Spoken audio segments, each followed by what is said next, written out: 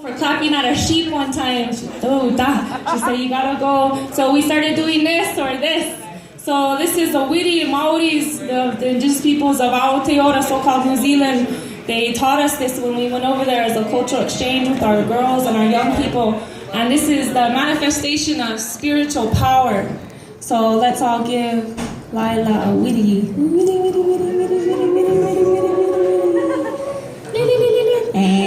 Okay. All right, let's get it.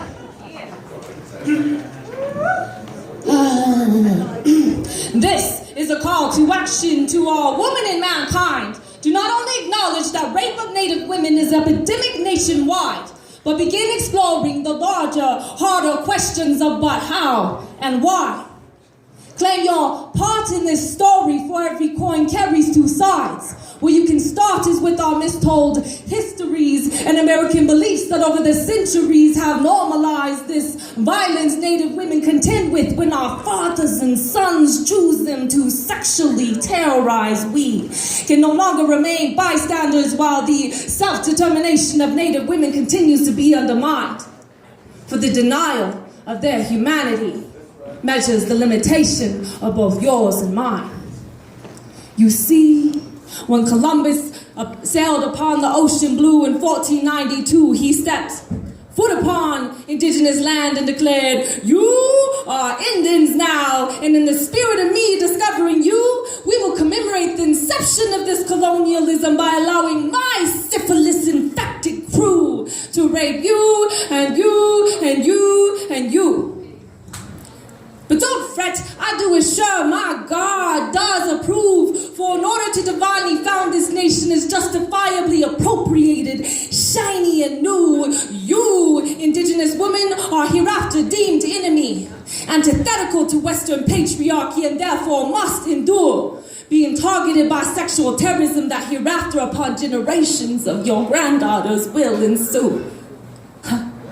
With him, Columbus brought what his culture and religion knew.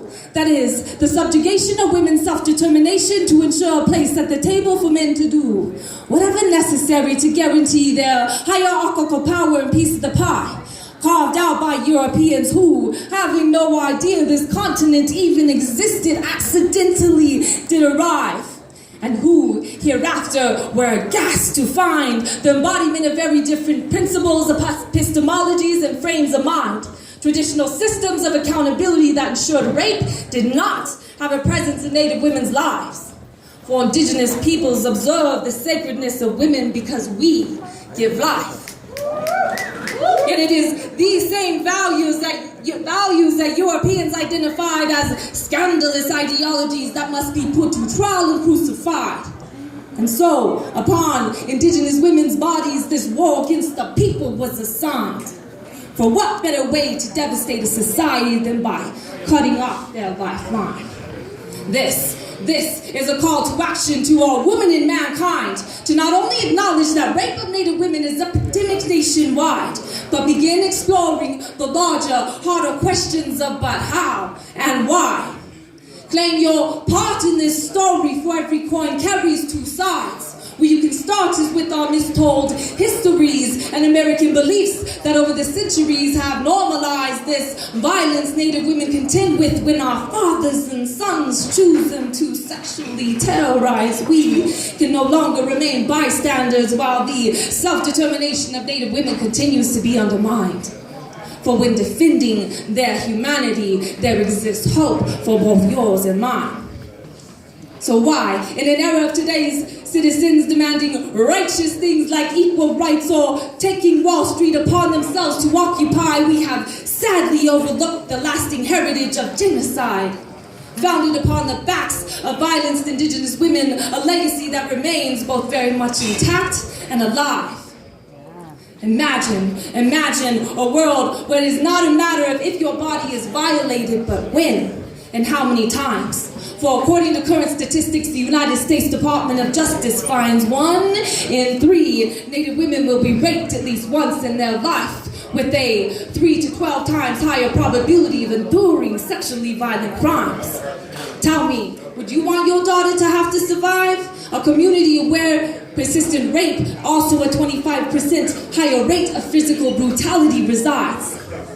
Could you cope with your probability of knowing your mother is 10 times more likely than other women in this nation to meet the end of her days due to homicide? Would you find it democratic, egalitarian, or right for your love, your baby's mama, or your wife, who while being raped became 3 times more likely to be battered or murdered with a blunt object, gun, or knife? Further defining the racial and cultural identity she, in contrast with her perpetrator, was born with and now lives by. For according to the Department of Justice statistics also finding that 70% of these perpetrators, like Columbus's crew, remain both male and white. But this is not an attack upon you or you or you or you. I am not asking you to take sides. No, I am instead presenting you with an opportunity to acknowledge that what I have just described is our American heritage that will be reconciled when coming to truce with the ways in which through sexual violence American heritage continues to be defined. Understanding that rape is inherent to colonialism removes the veil from our eyes, so we may see the real story of the denial of indigenous women's basic human rights. This is a call to action to all women and mankind, to not only acknowledge that rape of Native women is epidemic nationwide, but begin exploring the larger, harder questions about how and why. Claim your part in this story, for every coin carries 2 sides. Where we can start is with our mistold histories and American beliefs that over the centuries have normalized this violence Native women contend with when our fathers and sons choose them to sexually terrorize. We can no longer remain bystanders while the self-determination of Native women continues to be undermined. For the healing of their humanity measures the restoration of both yours and mine.